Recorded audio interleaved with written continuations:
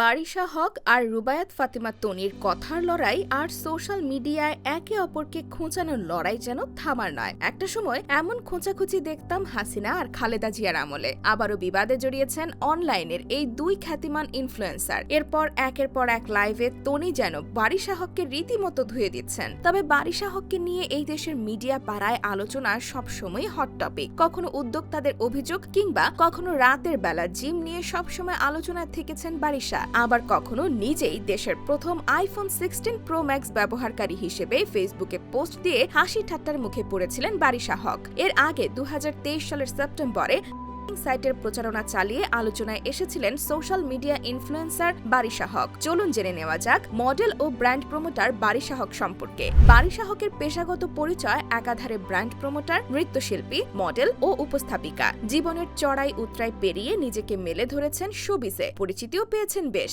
প্রতিনিয়ত নিজেকে তৈরি করছেন নতুন রূপে। বর্তমানে ট্রেডিশনাল কিংবা অনলাইন মিডিয়া দুই জায়গাতেই সমানভাবে জনপ্রিয় এই তারকা। 2008 সাল থেকে বাংলাদেশ টেলিভিশনে স্কুল পর্যায়ের বিতর্ক প্রতিযোগিতার মাধ্যমে মিডিয়ার সাথে সম্পর্ক গড়ে ওঠে বারিশা হকের। পরবর্তীতে বুলবুল ললিত কলা একাডেমি থেকে নাচের প্রশিক্ষণ নেন তিনি। একটা সময় পরিবারকে না জানিয়ে কলেজ ড্রেসে প্রাইভেট পড়ার নাম করে নাচের ক্লাস করতেন বারিশা। এরপর থেকেই বিভিন্ন স্টেজ শোতে নাচ, মডেলিং, অভিনয় আর উপস্থাপনার কাজ করতে থাকেন বারিশা। জনপ্রিয় এই তারকা কর্মজীবন ও ব্যক্তি জীবনের নানা ঘটনার মাধ্যমে বারবার আলোচনায় উঠে এসেছেন। করোনায় যখন স্টেজ শো সহ শোবিজ ইন্ডাস্ট্রির সব ধরনের কাজ বন্ধ হয়ে যায়, তখন বারিশা ভিন্ন কিছু করার চেষ্টা করছিলেন। সে সময় তিনি দেখেন ব্র্যান্ড প্রমোটিং এ অনেকেই খুব সফলতার সাথে কাজ করছে, ঘরে থেকেই কাজটা করা যেত বলে সেখান থেকে বারিশা হক এই পেশায় যাত্রা শুরু করেন। অনলাইন ব্যবসা বৃদ্ধির সাথে সাথে লাইভ প্রেজেন্টারদের চাহিদাও বাড়ছে সমান তালে। তাই প্রতিদিনই কমপক্ষে 3 থেকে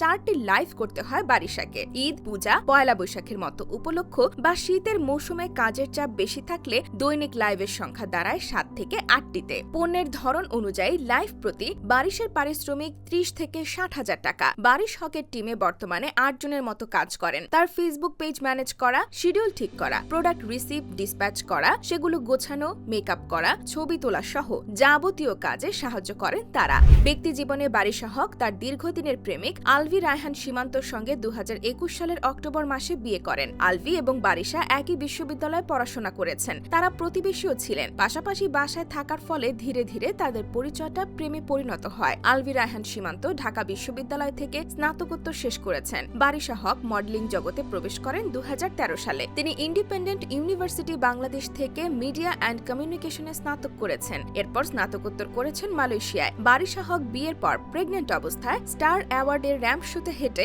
আবারও সবার নজরে এসেছিলেন আলোচিত এই মডেল। বাংলাদেশের মতো রক্ষণশীল সমাজে তার এই কাজটি দৃষ্টান্ত স্থাপন করেছে বলেও জানিয়েছিলেন বারিশা হক। বারিশা হক গিভ আ হ্যান্ড নামের একটি স্বেচ্ছাসেবী সংগঠনের উপদেষ্টা। সংগঠনটি ইতিমধ্যে 9 বছর ধরে কাজ করেছে। করোনা চলাকালীন সময়ে বিভিন্ন কর্মসূচি চালু রেখেছিল সংগঠনটি। পাশাপাশি জীবজন্তুদের নিয়েও কাজ করছে। এছাড়াও বিভিন্ন সংকটময় সময়ে মানুষের পাশে গিয়ে দাঁড়ান বারিশা হক। কিন্তু ব্র্যান্ড প্রমোটর হিসেবে তার দ্বিচারিতা ও নীতিজ্ঞান নিয়ে বারবার প্রশ্ন তুলেছে দর্শক ও শুভাকাঙ্ক্ষীদের একটি অংশ।